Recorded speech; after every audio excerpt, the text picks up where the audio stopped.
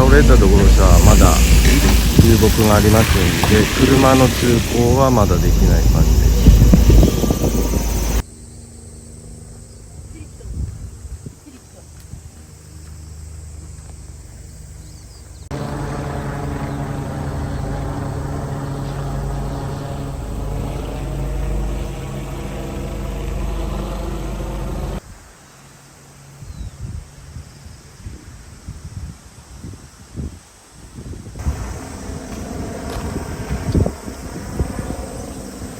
これはひどい。こ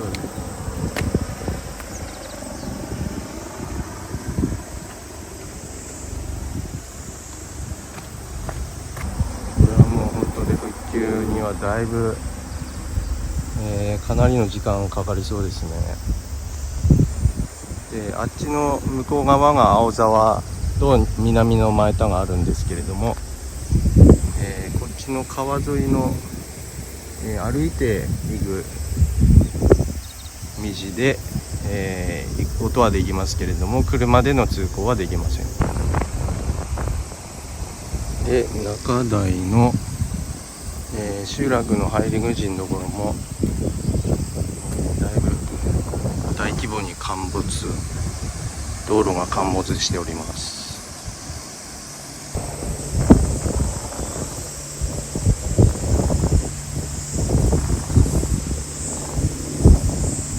自衛隊の皆さんは青沢までは歩きで行っておりまして、歩くのが難しい青沢が南の前田の集落の方を、おんぶして、歩きで来ております。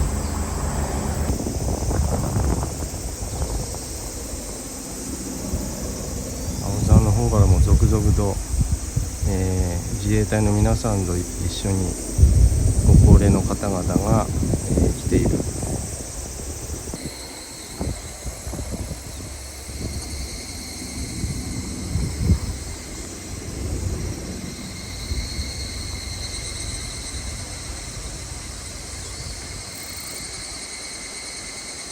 ここら辺は全部田んぼでしたけれども、もう泥と流木で埋まってしまっている状況です。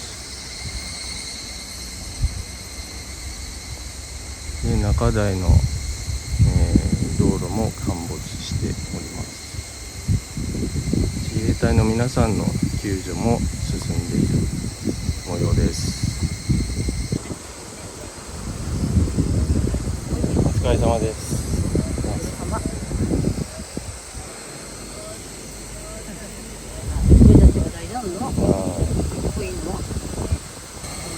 あそこ越えたもう30分で越えた。あそこ俺見んだって30分であと上のそこから10時半前ぐらいかな。ジムだな。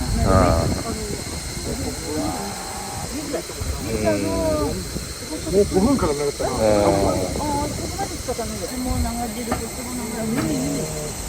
今ゆっくりでいいぞ。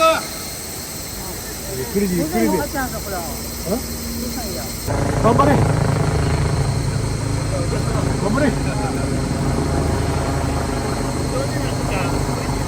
周りいらんねん。周りいらんねん。頑張れよ。せーの。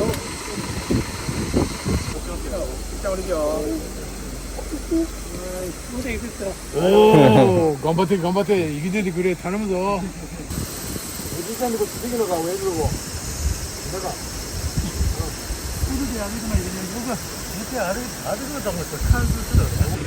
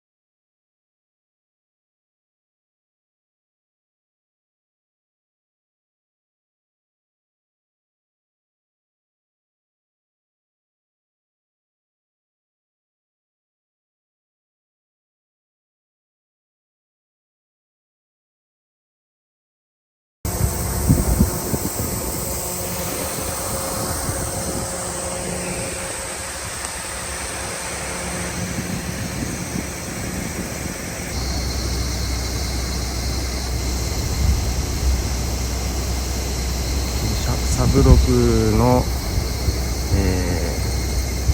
河原の方の状況です。こっちも橋が崩れてます。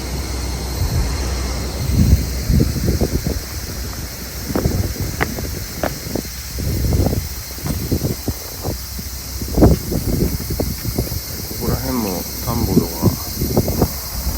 ありましたけれども、ビニールハウスもだいぶ泥さ埋まってる状況です。いや、これで、行こうってあっち。清水さんはずっとここさ、まず今いるまでに避難してる人までされて、毎日。泊まって。おさむさんは。俺はたまに来るだけ。あ、歩いてきてるの？車はほら、娘の車がある。そうか。さっき青沢さん言って言われたのは、まず道路と電気、はい。水道。水は本当欲しいけどね。とにかく移動できる道路がな。清水さん元気だもん。あ、朝あった。あ、ですか。ちょっと話した。こっち来たの？もう俺、居酒屋って入って、すごい時短って、長坂でって言って、ちょっと話。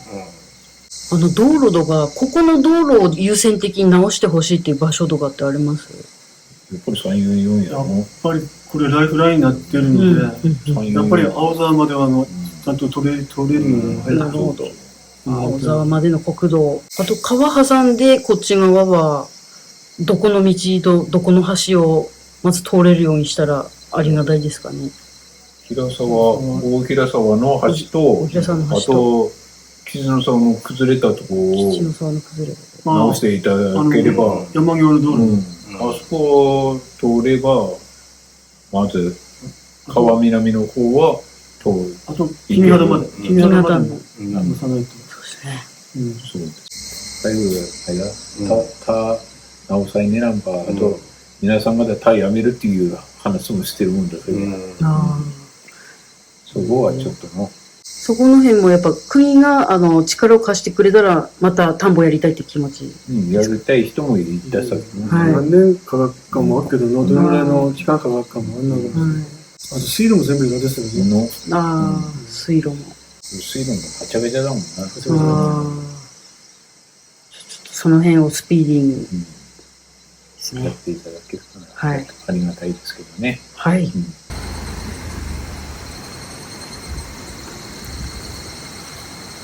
今、電力会社関連の方の車両が後ろ山の橋のあたりまで到着しております。ここら辺はまだ停電で電気が通じていない状況なんですけれども、ここら辺の電柱の復旧が進めば、電気が通じてくるかなっていう状況ですね。